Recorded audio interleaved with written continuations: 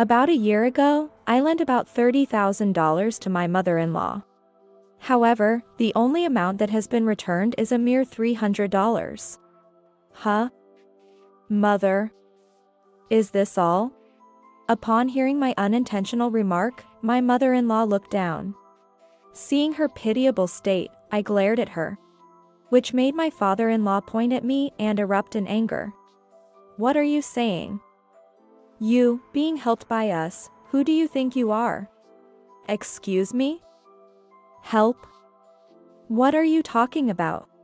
As I argued with my father-in-law, my mother-in-law's face turned increasingly pale.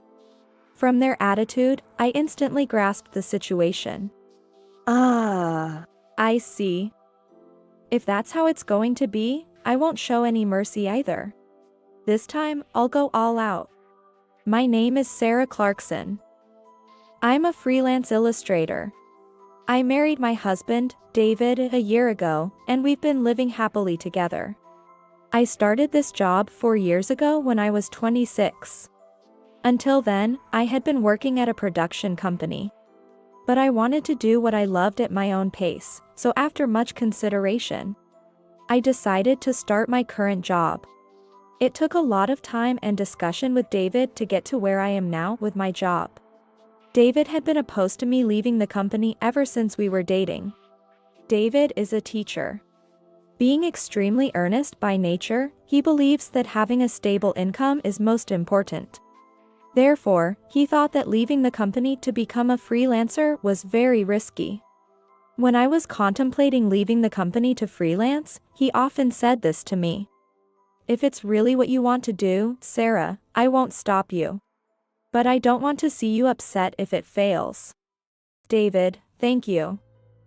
I might fail, but I want to try. What if it doesn't work out and you have to find a job? Isn't your current company good with benefits and treatment? It's a path I've chosen, and if it comes to that, I'll work hard. I want to see how far my abilities can take me. After all, I don't want to extinguish my own possibilities. Extinguishing your own possibilities. I see. David. Is it not good? I understand. If Sarah is that determined, I can't oppose. I'll support you. Either way, I plan to be there for you. At that time, David and I were not yet engaged. But his words were a great support to me. This made me want to work hard, not just for myself, but for him as well. Afterward, I resigned as planned, became independent, and achieved my dream of being a freelance illustrator. Initially, I created an online account and started taking small jobs, building up my portfolio. Gradually, my illustrations gained recognition, and I even began producing merchandise and illustration collections. Before I knew it, my income had multiplied several times more than when I was employed at the company. It was around this time that David proposed to me. Actually, we had been discussing marriage for quite some time. But, not wanting to be a burden on David, I asked him to wait a little longer. Despite various challenges, we got engaged without any issues. Everything was going smoothly, but there was one problem. It was about David's mother. Simply put, my mother-in-law didn't like me. It happened when we went to his parents' house to announce our engagement. His father was away on business, so it was just the three of us, having a casual conversation.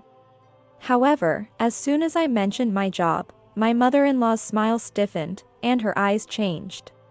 Upon hearing the words, freelance illustrator, she began to look at me with a cold gaze. Sarah, weren't you working at a production company? I was, until a few years ago. I resigned from there. Now I'm independent and work from home. What? Independent, you mean? Not working at a company but just drawing at home? Yes, that's right. But that's my job. For example, I create various illustrations used by corporations. I was expecting something good since David said you were a nice girl. So, when David is at work, you're just drawing pictures, right? Uh, Well, mother, about drawing pictures. I felt belittled about my work and couldn't hide my irritation. David, sensing my mood, stepped in to help. For people around mom's age, working from home might seem like a side job. But nowadays, it's a normal way to work, even for company employees. David, even so, a stable income is important. No need to worry about that. It's embarrassing to admit, but Sarah earns much more than I do. What? Really? yeah. Sarah's illustrations are very popular. Maybe mom has seen some of them. In fact, I'm the one earning less, almost embarrassingly so. As we talked about income, my mother-in-law's stiff expression gradually softened. Her attitude changed abruptly, and she started asking questions like, "How much do you earn?" which seemed rather rude. She asked repeatedly, so I decided to answer with a modest amount. Even that amount seemed like a lot to my mother-in-law. She completely changed her attitude to a sickeningly welcoming mood, saying, "If Sarah is our daughter-in-law, we're relieved." While I was happy to be accepted into the marriage, I didn't feel great knowing she judged people based on income. I understood she was just worried about her son, but still. From today's interaction, it seemed she had a strong attachment to money. We weren't going to live together after getting married, but I decided to maintain a certain distance. A few days later, we went to my in-laws again to greet my father-in-law. David resembles his father with sharp facial features and not much of a talker. He had a very impressive, gentle smile. My father-in-law didn't ask anything about my job or income. Instead, he praised me, saying, "Being able to draw pictures is amazing." I was relieved by his personality. After successfully completing the greeting, we started preparing for the marriage and registered our marriage a month later. Both my parents and David's parents blessed our marriage. My husband and I decided to live in an apartment about a 10-minute drive from my in-laws. At first, our newly married life was peaceful and problem-free. However, about 2 months after registering our marriage, I received a phone call while doing housework. It was my mother-in-law. She would usually call David if there was a matter, but this time, she called me. Feeling a bit off, I quickly answered the phone. "Hello. Mother, what's going on? Is something wrong?" "Oh, Sarah. I called to ask for a favor. Could you lend me some money?" "What? Money? What happened?" "Actually, my husband needs to be hospitalized. But we're a bit short on money. He doesn't want David to worry. So he doesn't want his hospitalization to be known." "What? Father-in-law is hospitalized? Is his condition okay?" "Well, he's energetic, so his health is fine. But I have no one else to turn to but you. If he can't get hospitalized and something happens to him, She said this and started crying over the phone. For a moment, I doubted her intentions of asking for money, but it seemed genuine. I transferred the amount she mentioned to the account she provided. Later, I received a message saying, "Thanks to you, we were saved," and I felt relieved. However, since then, my mother-in-law started making frequent requests for money. The amounts varied from $1,000 to $5,000, which were not small sums. Most of the requests were for my father-in-law's hospitalization and my mother-in-law's medical expenses. David had told me that his father retired from his company at 55. He didn't re-employ because, according to my mother-in-law, his health wasn't great. Although a retirement payout was given, it was spent on hospital and surgery costs, leaving nothing left. Consequently, life was tight financially. Gradually, my mother-in-law started asking not only for medical expenses, but also for living expenses. My mother-in-law always called me on weekday afternoons when she knew I was home alone because David was at work. She didn't want David to know about her asking for money. Even a year after our marriage, the requests for money from my mother-in-law continued. Just the other day, she called again. "Hello, Sarah? I'm sorry to ask, but could you add another $1,000 to this month's living expenses?" "What? $1,000? I already transferred $2,000 last month, didn't I? It's tough to do the same this month too. But I can't help it. Your father-in-law and I need to go to the hospital. He can't drive, and something might happen, so we use taxis." "Well, but..." "It's not a but. What are we to you, Sarah? We're your parents-in-law, right? How can you not help your parents when they're in trouble?" "I'm not saying that, but, Mother." "Then there's no problem. Just transfer it to the usual account like before." I couldn't help but feel distrustful of my mother-in-law, who said this cheerfully. It's understandable to feel this way since she has not returned a single penny since the first time I lent her money. The amount I've lent to my mother-in-law over the past year has ballooned to $30,000. She hasn't returned any of it, not even a single penny. Recently, I've repeatedly told her, "I want you to return the money I've lent so far." However, she always says, "I'll return it soon," or "I can return it next month," and avoids the issue. She has never actually paid anything back. Given that the amount already lent to her is a significant $30,000, I can't afford to lend her anymore. Feeling that I might be manipulated by her if this continues, I said firmly to my mother-in-law, "Mother, I'm sorry, but could you please return the money I've lent you so far? I can't lend you any more money." "What?" "But I said I'll return it next time." "Why won't you lend it to me? You've been saying that for over a year. You haven't returned anything, have you?" "I can't wait any longer. Why are you saying this all of a sudden?" "Sarah, please. Your father-in-law and I won't be able to go to the hospital. He's about to have surgery soon. I can't do it anymore, mother-in-law. Please show some intention or action to return it. You have hospital bills, right? Please show them to me." After my words, my mother-in-law fell silent and then began to speak in a tearful voice. "Sarah, I'm sorry. I didn't understand your feelings and upset you.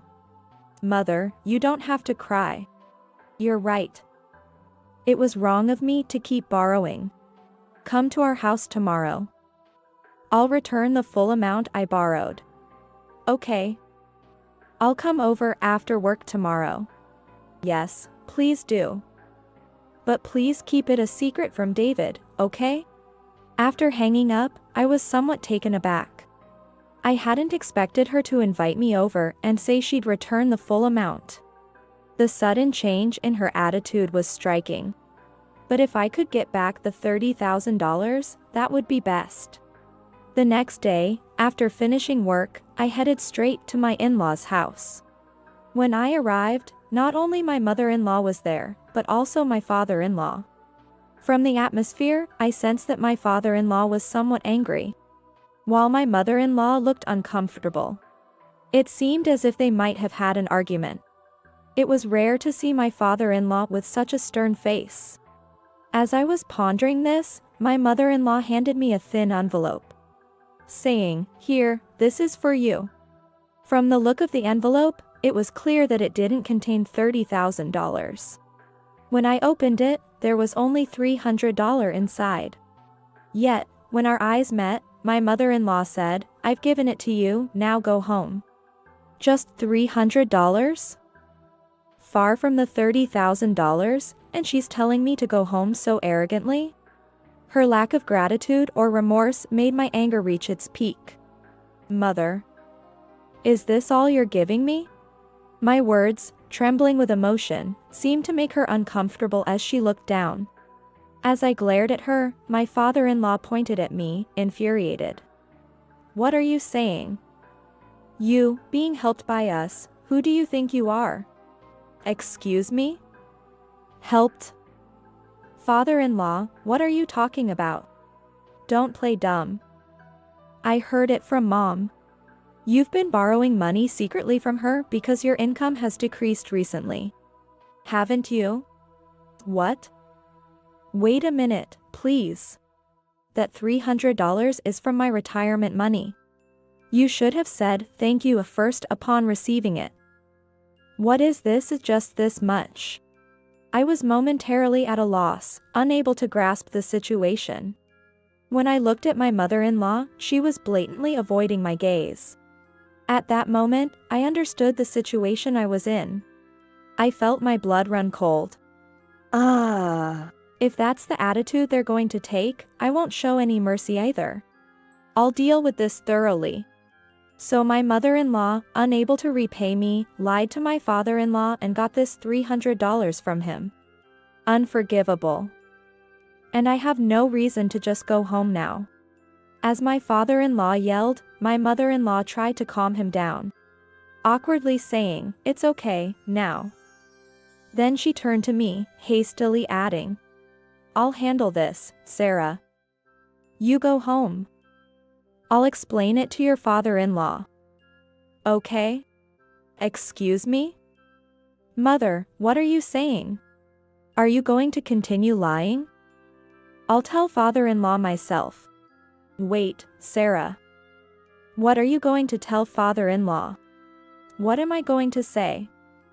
Other than the $30,000 you borrowed from me, what else is there to discuss? Mother, when are you going to repay me? It's been over a year. You said you'd repay the full amount today, didn't you? And now, it's just $300. That's not enough. Sarah. What are you saying? Don't say such strange things. You're causing trouble.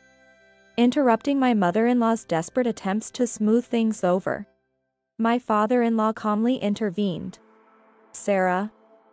What's this $30,000? What are you talking about? Oh, Father. I haven't been receiving any help from Mother. On the contrary, I've been the one lending her money.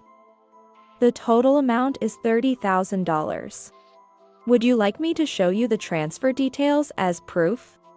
Why would Mother need such a large sum? Mother contacted me saying she needed it for your hospital and surgery bills, as well as her own medical expenses. She said it was dangerous for you to drive, so she needed taxi money as well. Also, she said you couldn't work due to poor health, so she needed it for living expenses too. What? I haven't been hospitalized. I haven't even been to the hospital. And I'm healthy. I drive regularly. That's quite different from what I've been told. What's going on? Mother-in-law? My mother-in-law turned pale, realizing she had no excuse, and fell silent. With the full extent of the situation revealed, my father-in-law, understanding the gravity, furiously confronted her. What have you been doing? Lying to our son's wife and asking for a huge sum of $30,000. No, it's different. I didn't borrow that amount all at once. There's a reason. What's different? Whether you borrowed it all at once or not isn't the issue. The fact that you borrowed unilaterally and haven't repaid is the truth. Oh, well, that's true, but I can't live with someone like you anymore. Pack your things and leave now. Right now. My mother-in-law was crying, apologizing, and clinging to my father-in-law. However, his anger was unrelenting, and he refused to forgive her. Finally realizing the severity of her situation, my mother-in-law, looking up with pleading eyes, appealed to me. Sarah. Please, persuade your father-in-law. Without this, I have nowhere to go. Wait a minute. Why should I do it? I coldly rejected my frantic mother-in-law. Don't be so cold. I'll definitely pay back the money, someday. Please, I'm begging you." Even now, she offered no apology. She didn't think her actions were wrong. Her desperate pleas to me were only to protect herself. I don't have the obligation or kindness to help such a self-centered person. I coldly dismissed my weeping mother-in-law. "Enough. How self-centered can you be? I believed what you said and lent you money.